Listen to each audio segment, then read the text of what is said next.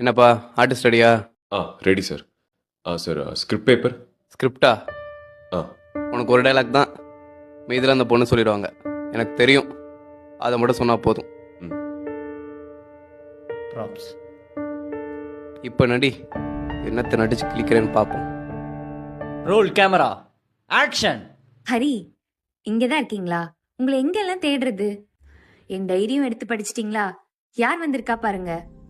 இவர் பேர் கார்த்திக். நானும் இவரும் ஸ்கூல்ல இருந்து ஃப்ரெண்ட்ஸ். எனக்கு தெரியும். என்ன தெரியும்?